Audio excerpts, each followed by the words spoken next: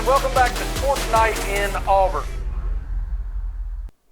It's October, and while the weather's starting to cool down, Auburn sports are heating up. That's right, Barrett. We've got football recap, basketball intel, and the latest on men's and women's tennis. It's a jam-packed week in Auburn athletics. Is Hugh Freeze safe after this weekend's game? We'll break it down and more right here with Sports Night in Auburn. I'm John Prowell. And I'm Barrett Brown. Tonight we've got everything from football updates to all things men's and women's sports. Plus, 6 Tigers make their way to SEC honors for the week. In SEC play, we'll get to discuss an Auburn win. This is their first win since November 23rd of 2024, back when everyone rushed the field against Texas A&M. On Saturday, we saw Auburn's defense show up in a big way, holding Arkansas to just 63 rushing yards and forcing 4 turnovers.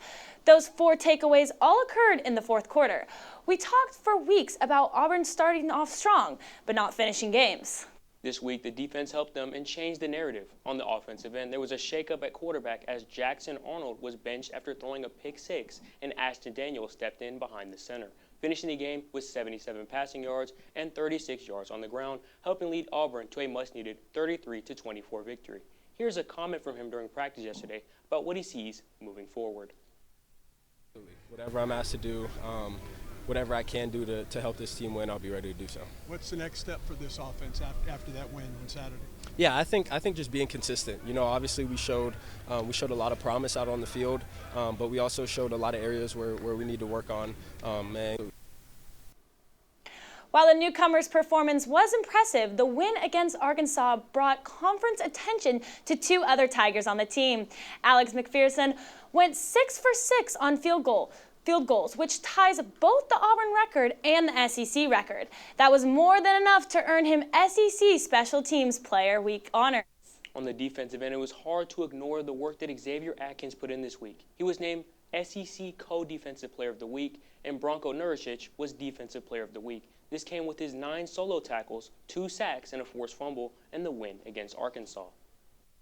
Maybe Cam Coleman can get another Sports Center for a top 10 catch this week. His touchdown catch in the first quarter against Arkansas made it to the number 3 on their list. Rashawn Pleasant makes Auburn history after being the first Tiger with 2 interceptions in a single game since 2018. Looking ahead, we're back in Jordan-Hare this Saturday to kick off a new month. The Tigers will be facing Kentucky for the Military Appreciation Game. This will be a night game with kickoff set for 6:45, and the Auburn fans better be packing the stands under the light. Hopefully, a November 1st game will exclude anything scary from the Auburn offense. Brooks Crew will join me in the studio to break down quarterback position. You'll get a glimpse back into Arkansas and what to look forward to against Kentucky. We'll be right back.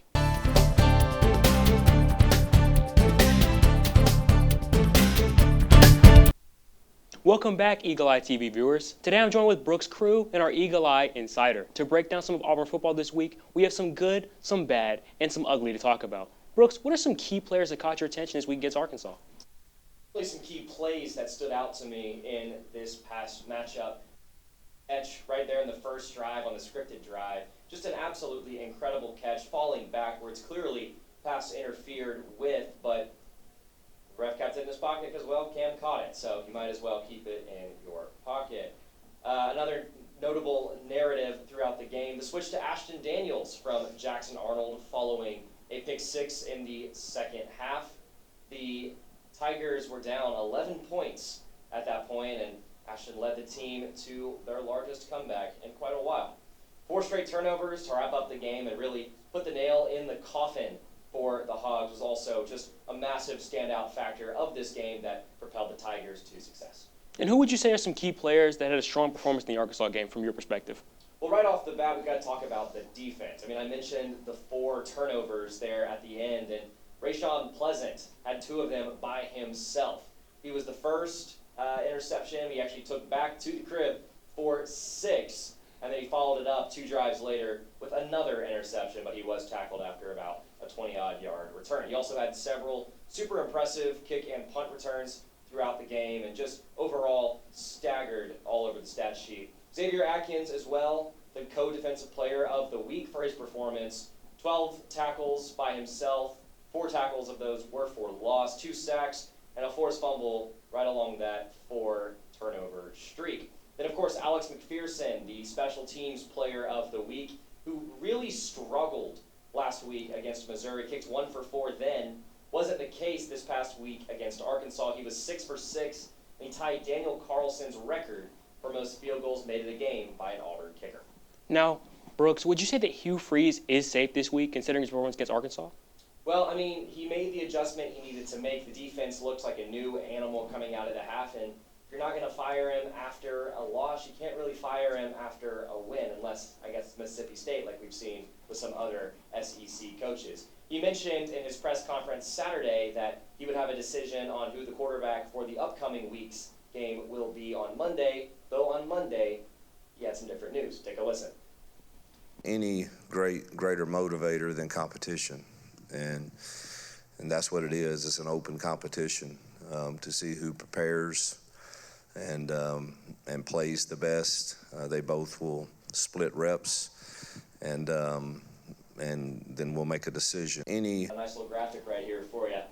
The Kentucky team, not a particularly special team as far as SEC teams go. They're the bottom of the SEC, but they're not a team that's just going to roll over and let you run them over. Cutter Boley, the quarterback, completes 67% of his passes for 7.7 yards on average. He's got a 9-to-5 touchdown to interception ratio, and turnovers are something that the Wildcats have really struggled with this season. But I think if the Auburn defense can really step up, force Cutter to make some uncomfortable throws, I think they shut down the pass game. And then the rush game, Seth McGowan, number 3. He's got 476 yards on 93 carries, which is good for 5.1 yards per carry. He has the lion's share of the Wildcat touchdowns with 7. And though he's not exactly the most prestigious running back the Tigers have faced this year, that would probably be Ahmad Hardy of Missouri, he's still a variable threat on the ground. And if they shut down Cutter, they're going to lean on Seth. And if they shut down Seth, not much the Wildcats can do. Defensively, Alex Afari Jr., again, the Wildcats, not a super strong defense, but Afari is the leader on this team. 43 tackles and a sack, because notably, no player on Kentucky has more than 3 sacks, and there's only one who does have 3. So, not a great personnel. The fact that they haven't fired their head coach after a 2-5 start to the season, and the fact that he's not even really on a hot seat is interesting to me, but that's all I've got. Well, thanks, Brooks. That's all the time we have with you, and thank you for joining us in the studio. It was great to have you here. When we get back from break, it wasn't apples or oranges that came to the Plains, but the Banana All-Stars. That's how we'll look to start our Men's Minute, and you don't want to miss it.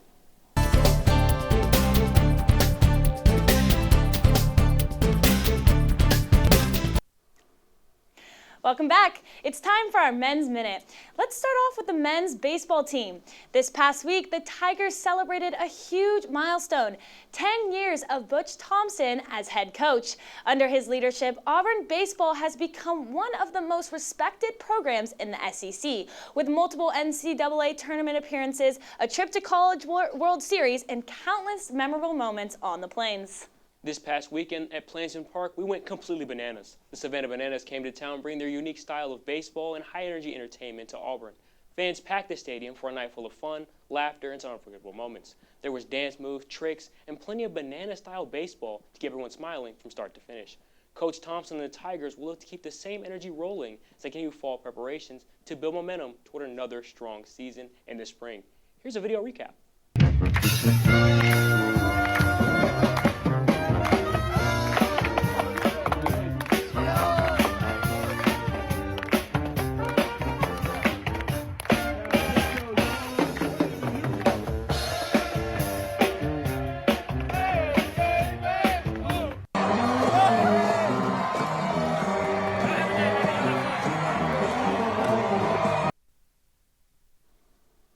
Seemed like energy was high in Plainsman Park this past weekend.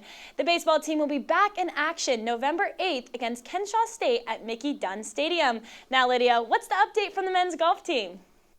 Well, our golf guys finished up their fall season at the Clerico today with an absolute dub.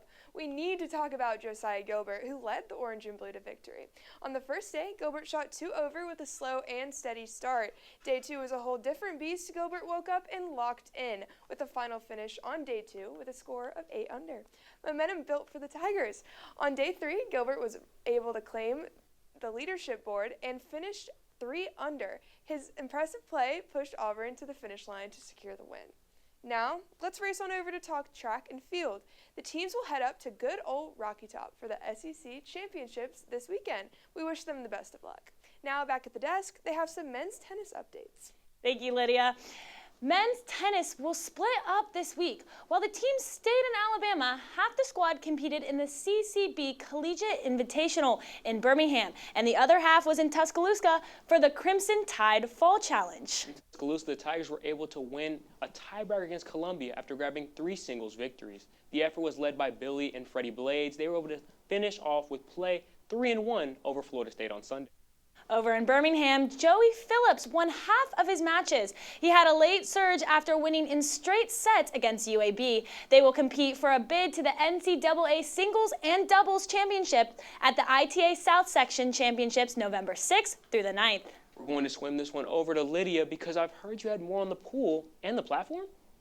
Yeah, you're right, John, and I have the best news. All good things come in threes, right? Well, last week, Auburn's swimming and diving program received honors for the SEC Men's Freshman of the Week, SEC Women's Diver of the Week, and SEC Women's Swimmer of the Week. Congratulations to Madison Ballou, Emily Halifax, and Elizaveta Klavanovic. Our aquatic Tigers are also headed to Knoxville at the end of the week to compete against the Tennessee Volunteers and the Louisville Cardinals. Well, the Stephen Pearl era is in full force, and we could not be more excited to watch the program continue to grow. It's only been about a month, and Pearl has already picked up his first recruit. 4-star Caleb Williams from Florida made his commitment just days ago. Williams posted to Instagram with the caption, 1,000% committed. This 6'6" guard is sure to make waves in Neville, and Auburn is ready to welcome him to the Plains. The team heads to Atlanta at the tail end of the week for another exhibition game against Memphis, and we are now under 1 week away from tip-off on the Plains. Let's get this season started. And you know what time it is, throwing it back to the desk for some basketball trivia. Lydia's right. Now it's time for some basketball trivia. We know a lot of the Auburn's men basketball fanatics watch this show, so we want to test them. If you streamed their last exhibition game, you'll be in luck. In that game, who was the leading scorer? Was it A, Tahad Pettiford, B, Keyshawn Hall, C, Elijah Freeman, or D, Kevin Overton? We'll have the answer and Eagle Eyes Women Watch, where Lydia will dive into some Auburn women's sports. When we come back, some tiebreakers ended up being heartbreakers, and some other tiebreakers ended up in the favor of the Tigers. Stick around to see which teams were affected.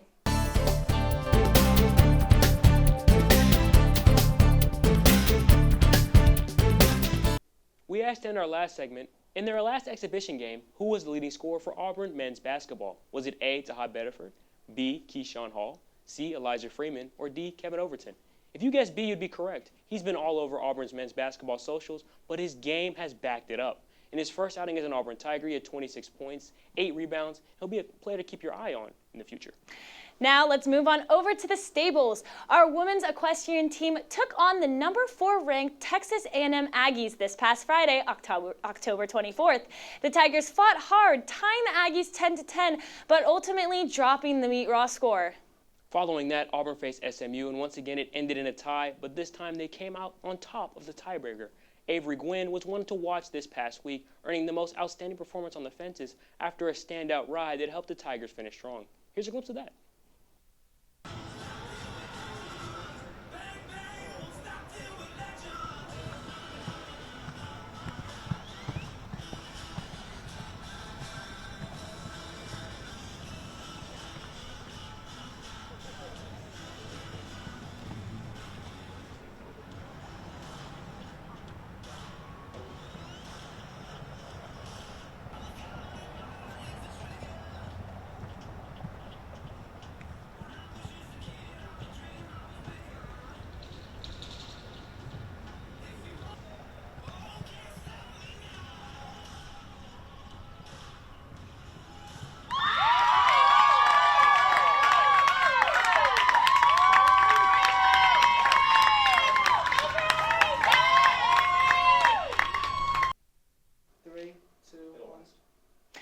Looking forward to the girls playing TCU on Friday, October 31st, a Halloween matchup that is sure to be sweet. We will be sending them good luck.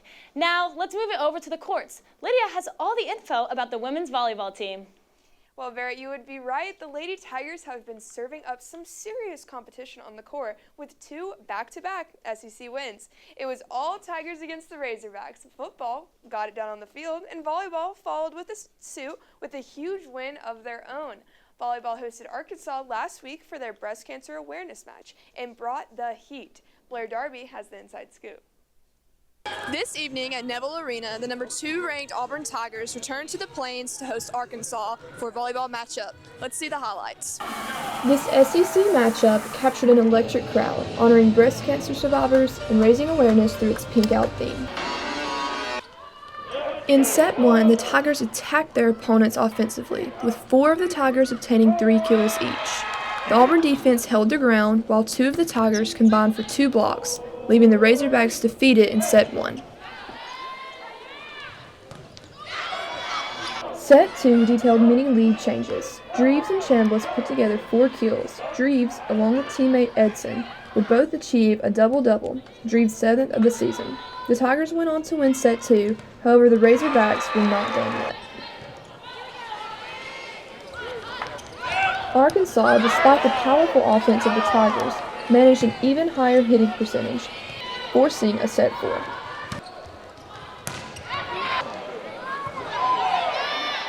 In set 4, the Tigers came with vengeance, specifically Belle Zimmerman.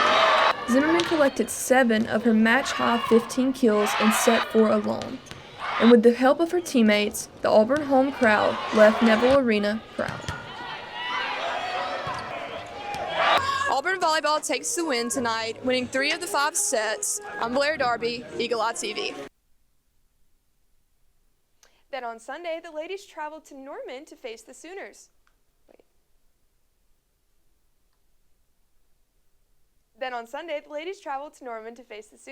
Lauren Dreves recorded a season-high 11 aces and 20 kills for the Tigers in another 4-set win. SEC play continues for the Lady Tigers as they head to Columbia for their match against the Gamecocks. Auburn looks to stay hot and bring back another dub to the Plains. Then volleyball took care of business on the court, and now it's time to head to the pitch. Auburn soccer is still fighting. The Tigers hosted Missouri in their final regular season match. Junior Dylan Driver struck early to give Auburn the lead for most of the night. Despite outshooting Missouri and landing half of their attempts on the frame, the other Tigers found the back of the net late to even things up, ending in a 1-1 draw. But head up, the Lady Tigers aren't done yet. The SEC tournament kicks off this weekend in Pensacola, Florida. Auburn hits the field Sunday to face LSU. Yet another Tigers vs. Tigers match, November 2nd at 7 p.m., sending our best to Florida. Now, while soccer heads into postseason play, women's golf is keeping that momentum rolling on the fairway. Our number 6 ranked Lady Tigers are tearing it up in Kailua, Hawaii at the NEA Invitational. Auburn made history with a program best score, a record 21 under 271, the lowest score in relation to par in program history. Freshman Charlotte Cantonis came out swinging, leading the field after day 1 with a 65. Right behind her, Anna Davis tied for second at 7 under. Another strong showing from the Tigers. And speaking of Anna Davis, she was just named SEC Player of the Week following her invitational win at the Ruth's Chris Tar Heel Invitational, finishing under par in all 3 rounds. Big congrats to Anna. Auburn finished the tournament in 4th, shooting 15 under as a team. Continuing our women's watch, the desk has some updates on women's tennis. You're right about that, Lydia. Competing in the ITF Women's 35 Invitational in Norman, Itika Tuka Naren Kawa Rotu Nunova entered herself into a trip to singles finals, and the Lady Tigers were competing on October 20th and finished play on Sunday. With Ashton Bowers already clinching a spot in the NCAA championships, the rest of the girls on the team will fight to earn a spot as well. A winter team and a spring team are getting into the action with the exhibition game in Lydia. More on that. Yeah, Barrett, let's swing it over to softball, where the team traveled up I-85 to Atlanta for another exhibition game versus Georgia Tech. Although falling short, Coach Chris Malvo says adversity was something the team had not seen yet this fall, and that this game was important for them.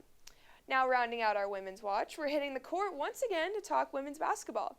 New head coach Larry Vickers is gearing up for an exciting season with his new team, and the future looks bright with 4-star recruit Ashley Knox announcing her commitment to the Plains.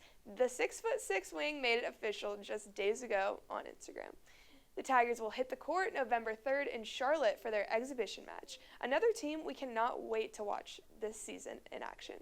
Well, that's it for me tonight, and you guessed it, more trivia, more specifically women's basketball trivia, back at the desk. Thanks, Lydia. We are close to the women being in action, and I'm excited to see that Larry Vickers does with that program. Speaking of head coaches, who was the second head coach of the Auburn women's basketball program? Was it A, Aletha Bond, B, Joe Chincampi, C, Susan Anelli, or D, Nell Fortnier? When we come back, I'll have an answer for you on that trivia question. We'll also end with the half an hour with the trending moments and some alumni who are making the Auburn faithful proud.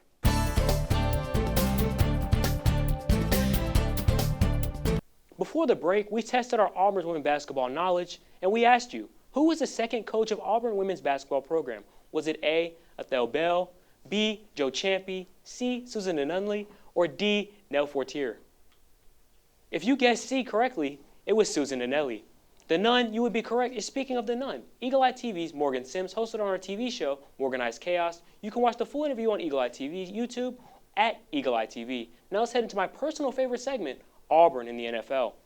Roger McCreary, who had 3 tackles and 1 sack in the Titans' 14-38 loss to the Colts, it's most important he got added that he got traded yesterday to the Rams.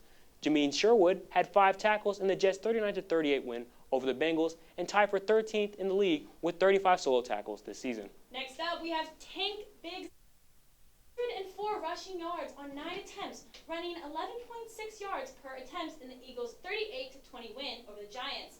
Jamal Dean had 6 tackles and 1 forced fumble in the Buccaneers' 23-3 win over the Saints. Now it's time for Trending Tigers. First up, we have Auburn men's golf player Jake Albert. Had a hole-in-one at the AU Club. Congrats to him. Fun surprise for the Auburn women's sports came when Yeti partnered with the Auburn women's volleyball and soccer.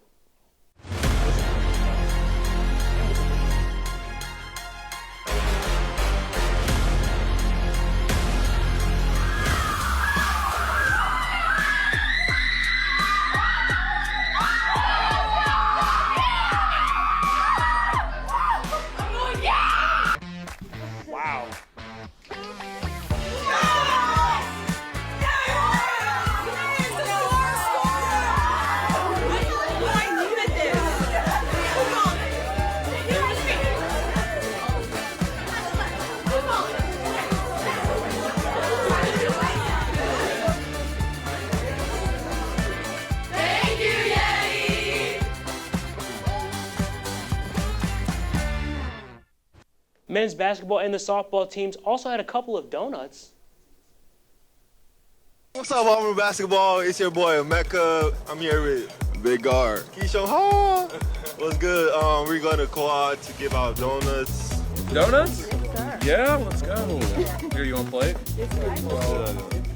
You hold the plate. Perfect. All right. There we go. Thank you War Eagle. Happy heyday, y'all, from Auburn softball. We're out here concourseing with some donuts from Krispy Kreme to say hey to y'all. Oh, nice. Hi, guys. Hey. How are you? I'm so great. How are you? Great. Have a great day. High energy, high octane donuts right here. What's up, Auburn basketball? It's your boy. I stopped by and got a donut myself, but Barrett, what happened with these uniforms? Well, Auburn baseball debuted their new sky blue uniforms at the Banana Bowl. I have to say, these might be my new favorite, and they looked fantastic on the field. The colors and everything. Well, on that note, that's all we have time for today. For more Sports Night Auburn and Eagle Eye Sports, follow our Instagram and Twitter pages. Make sure to subscribe right here on YouTube and tune in every single week. My name's Barrett Brown. And for all of us here in the Eagle Eye studio, Lydia and everyone behind the camera, our producers are Sophia Weber and Madison Seidel. I'm John Prowell, and this has been Sports Night in Auburn. Good night and War Eagle!